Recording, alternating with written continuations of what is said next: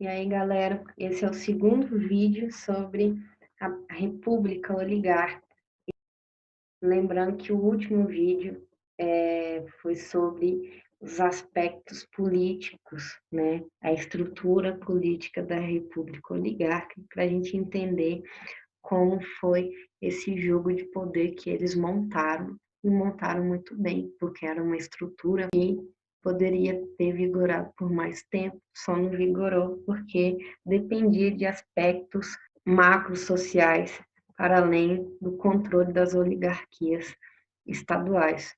Por exemplo, a gente teve o contexto de guerra e a gente teve também a crise de 29, que vai abalar a República Oligarca. Mas isso aí a gente fala depois. Esse vídeo em específico, ele vai tratar da composição dos aspectos econômicos dessa república. Então vamos a ele. Lembre-se que a primeira fase da república, que é a fase da República da Espada, a gente vai ter uma política econômica que vai ser um fracasso. O encilhamento de Rui Barbosa foi um fracasso total, que a gente vai ter uma crise no final do século XIX. E essa crise vai levar à falência algumas empresas e alguns bancos. E diante dessa realidade pós-crise, o que a elite cafeeira vai fazer? Eles vão fazer um encontro, um convênio em Taubaté, no interior de São Paulo, para debater políticas de favorecimento do café, porque eles não queriam ser atingidos pela crise. Então, eles vão estipular a tese de que a União deve ajudar a produção cafeeira em caso de crise, tendo em vista que a produção do café sustentava a economia do país. Quase 60% da economia do país dependia exclusivamente da economia do café. Então, o que os cafeicultores perceberam? Eu sozinho não posso carregar o risco de ter minha produção falida devido a circunstâncias de praga, climática e até mesmo circunstâncias externas, como a guerra, como a crise de 29. E aí, o que eles vão fazer nesse convênio? Estabelecer que a União, ou seja, o governo federal, venha socorrer esses produtores em caso dessas crises. E aí o que vai acontecer? Lembra lá na estrutura política quem é que controla o governo federal? Mineiros e paulistas. Quem são os maiores cafeicultores do Brasil? Mineiros e paulistas. Então, mano, é uma política econômica entre eles, para favorecer eles. Lembrando que, de acordo com os preceitos e base ideológica da Constituição, eles deveriam respeitar o liberalismo. E aí vem as críticas a essa política de valorização do café. Quem defendia a política de valorização do café alegava que o café era 60% da renda nacional, que o governo federal deveria ajudar em casos de crises que poderiam acontecer com esse tipo de atividade. Então, o Estado, o que, o governo federal começou a fazer? Estocar. Por isso que essa charge é genial. O presidente está lá sentadinho na sua mesinha, e ao redor dele um bando de saco de café. Por quê? Por exemplo, no contexto da Primeira Guerra Mundial, a gente vai ter o declínio da produção e de venda de café. Por quê? Café não é produto de subsistência, é produto em termos econômicos de sobremesa. Você não compra café em tempo de crise. E aí o que os cafeicultores conseguiram com o convênio de Taubaté? Quando eclodiu a guerra e aí viram que o lucro deles estaria abalado, o Estado federal começou a estocar o café, a fim de tirar o café do mercado e aí, portanto, valorizá-lo. Lembre-se da lei da oferta e procura. E do outro lado, você vai ter aqueles que argumentam que o convênio de Taubaté quebra os princípios da economia liberal. Olha só que maravilha. Por que quebra? Porque os cafeicultores, como empreendedores que são, eles deveriam arcar com os riscos que o seu negócio tem. Todo negócio tem risco. Então, os riscos, seja de praga, seja de crises macro-sociais que pode acontecer e atingir a economia do café, era exclusivamente os cafeicultores que deveriam arcar com seus riscos e não envolver o Estado nisso. Até porque, de acordo com os preceitos da economia liberal, o Estado pode intervir na economia? Jamais.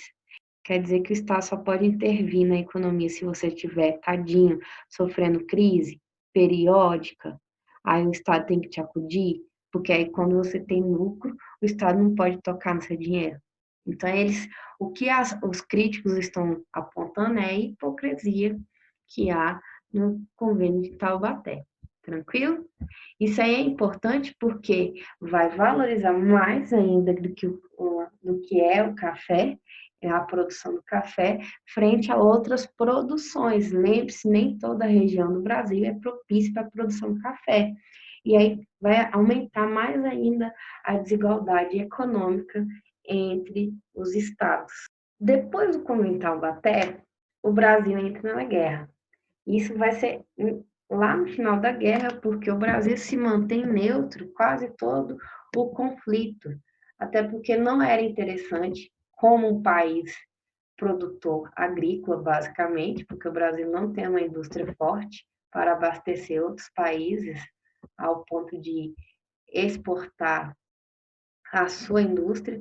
Por essa razão, vai se manter neutro quase todo o conflito. Não era interessante para o Brasil perder a relação comercial com nenhum país, independente do lado que ele estava na Primeira Guerra.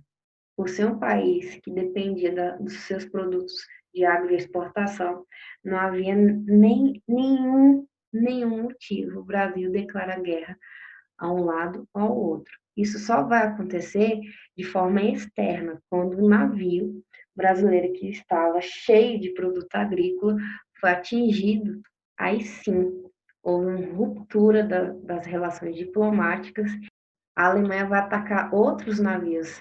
Isso vai levar o Brasil, de forma oficial, a declarar guerra à Alemanha e, por fim, e consequentemente, aos países aliados à Alemanha no contexto da Primeira Guerra. O Brasil vai ser o único país da América Latina a ingressar na Primeira Guerra. E qual vai ser a atuação do Brasil? Lembre-se que o Brasil é um país praticamente agrícola, dependente exclusivamente de uma produção de café, que tem poucas indústrias. Lembre-se que o encilhamento foi um fracasso em termos de investimento no setor industrial. Então, em que o Brasil pode ajudar? O Brasil tinha uma marinha que poderia auxiliar na patrulha do Atlântico Sul para evitar novos atritos com submarinos alemães, então patrulhar o Atlântico Sul. O Brasil tinha uma aviação considerável, porém que precisava de ter treinamento, então os aviadores brasileiros, eles tiveram treinamento com as forças reais britânicas, a fim de ter o melhor treinamento possível para enfrentar os inimigos, e a atuação da Força Aérea Brasileira vai estar dentro de unidades tanto francesas quanto britânicas. Muitos deles vão acabar morrendo em atuação.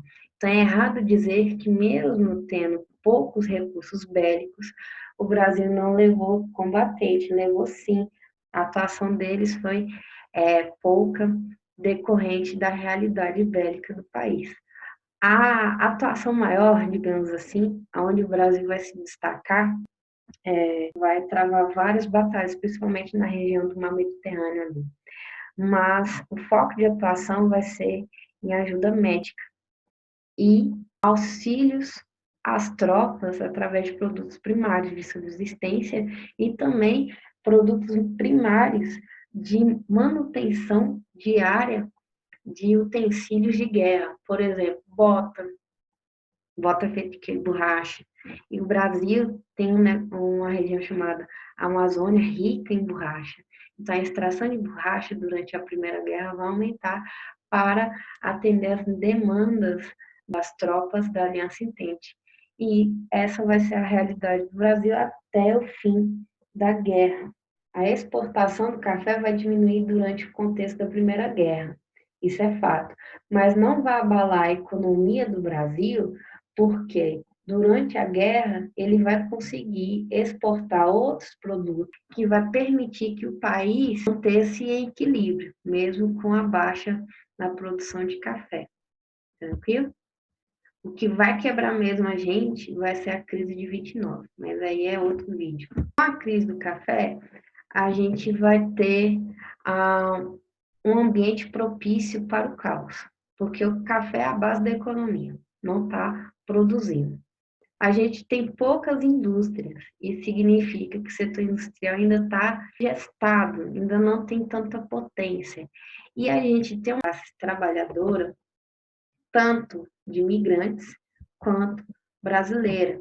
Os imigrantes, principalmente italianos e espanhóis, e os brasileiros, a maioria deles analfabetos, e que nunca manusearam uma máquina na vida. Então, eles não são, nem os imigrantes, nem os brasileiros, eles não são mão de obra qualificada, mas eles vão tentar a sorte na indústria, até porque todo emprego é válido, né, para sustentar a família. O que vai acontecer? As empresas, que são poucas, vão priorizar a contratação de imigrantes e não vão contratar muito mão de obra brasileira, por acreditar que os brasileiros ainda são mais desqualificados do que os imigrantes. E aí, o que vai acontecer? Aqueles poucos que conseguem trabalho no setor industrial, eles vão ter uma realidade precária de trabalho e ausência de leis trabalhistas. Muitos deles vão sofrer acidente de trabalho e não vão ter nenhum reparo, nenhuma assistência estatal diante disso. Eles vão simplesmente perder o trabalho. O salário, por não ter nenhuma lei trabalhista, o salário é de acordo com a indústria, de acordo com o patrão. Então, dependendo de onde você trabalhar, você tinha um salário que não dá para a subsistência da sua própria família. Isso vai piorar quando o Brasil entra na guerra. Em 1917, a gente vai ter uma série de greves que vai estourar no Brasil, de norte a sul. Onde tinha setor industrial, vai eclodir revoltas, greves, reivindicações por melhores condições de trabalho e também um mínimo de leis trabalhistas. A greve mais marcante foi a greve de São Paulo. Até sugiro que vocês pesquisem para aprofundar mesmo o tema, a greve que vai eclodir no estado de São Paulo. Por que a de estado de São Paulo é a mais importante? Porque São Paulo é o coração econômico do país e é onde também vai surgir os primeiros bairros industriais. E, por consequência, a greve vai ser muito forte lá. Além das greves, da reivindicação dos operários por melhores condições de trabalho e leis trabalhistas, a gente vai ter, posterior a essas greves, a construção, a criação do primeiro partido que visa atender a causa operária, ou seja, eles vão defender condições melhores de trabalho e eles vão defender a construção de leis trabalhistas. Eu estou falando do Partido Comunista Brasileiro, a sua criação no ano de 1992. A sua criação vai influenciar a organização do movimento operário brasileiro, que até então o movimento operário brasileiro ele estava altamente influenciado por uma vertente ideológica chamada anarquismo.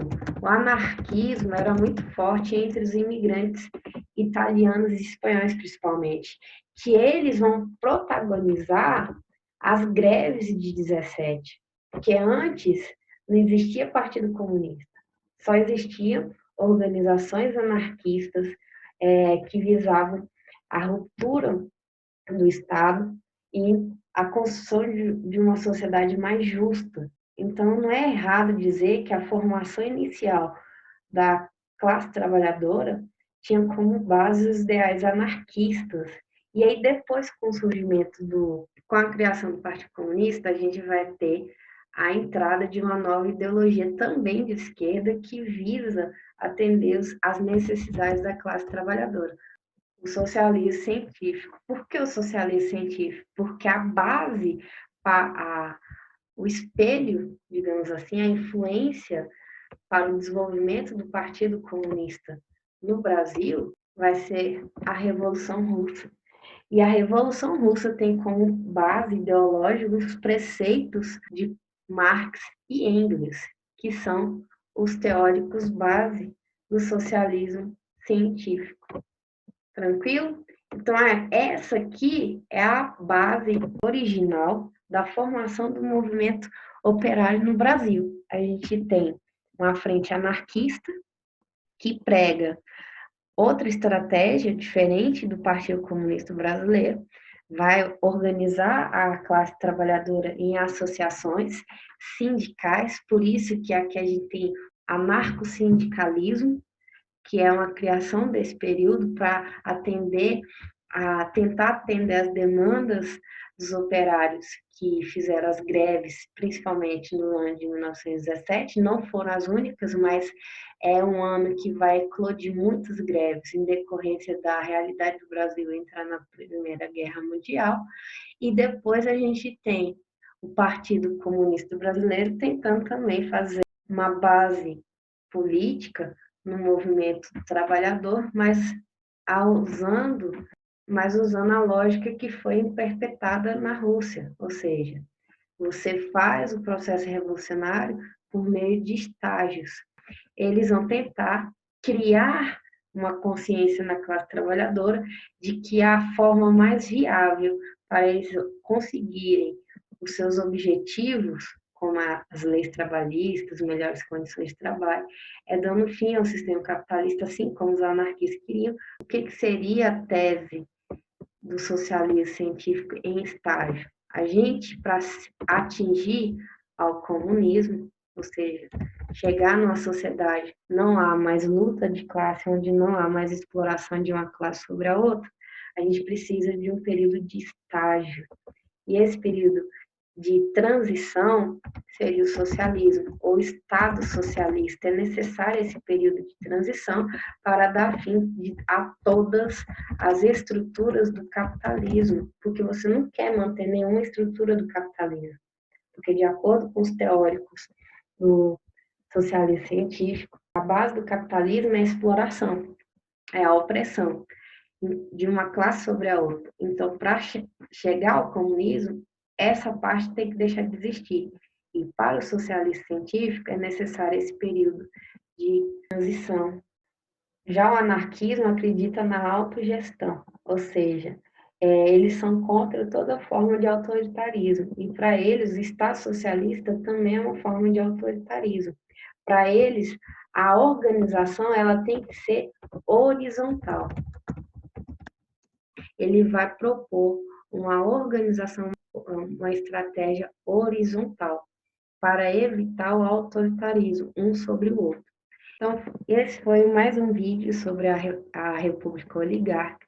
Percebam que não foi extenso, a ideia é a gente dividir mesmo em subtemas para a fim de vocês buscarem aprofundar as temáticas abordadas. Então, tchau, bons estudos, até os próximos vídeos.